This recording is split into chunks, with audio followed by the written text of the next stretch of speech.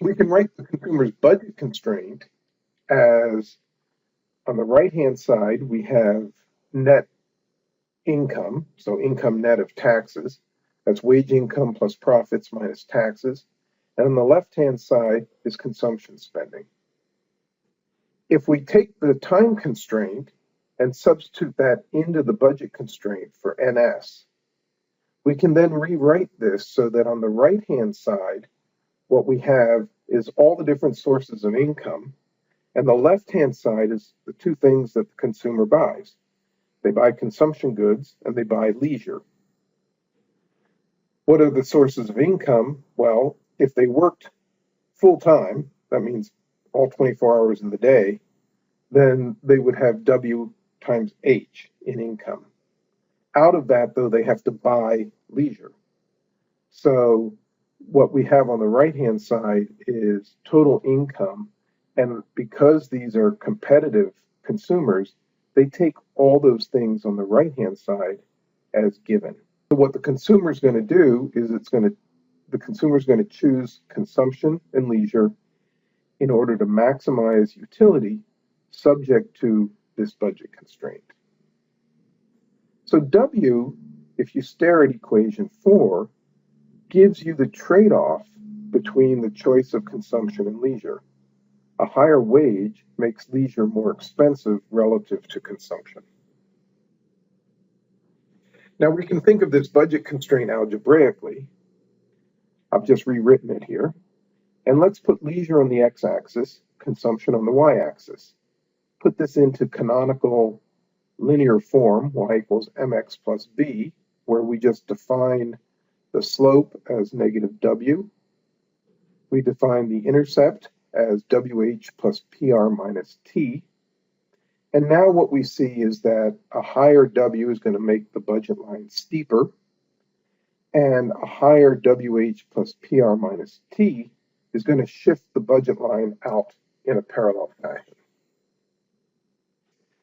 So we can now see this drawn in the figure, and this is drawn under the assumption that T is greater than PR.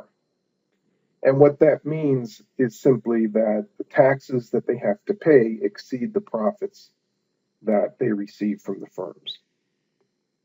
Any point on this line segment AB is feasible. In fact, any point even inside this triangle is feasible. But because more is preferred to less, consumers are always going to want to move out here where they would be able to consume more of both leisure and consumption. And what we were saying before is that if you increase the real wage, that's going to pivot this line out. It steepens the slope. Whereas if you increase income, which is this WH plus PR minus T, then this thing is just going to shift out in a parallel fashion. Not exactly parallel, but you get the idea. And the way we've drawn this is that the consumer chooses a point E, which is the consumption bundle L star and C star. Now in this graph, what we've done is we've just changed the assumption about fee versus profits, taxes versus profits. Here we've drawn it for taxes less than profits. And what that means is that even if the consumer buys all the leisure time that he can, the consumer still can have some positive consumption, and that's because the profits that they receive from the firms exceed the taxes that they have to pay to the government. Again, now, any point inside this, not just the triangle, but also this little extra segment down here, is feasible. But again, the consumer will not want to choose a point inside. They'll want to choose a point that's on the budget line. Chosen this optimal consumption bundle of L star, C star.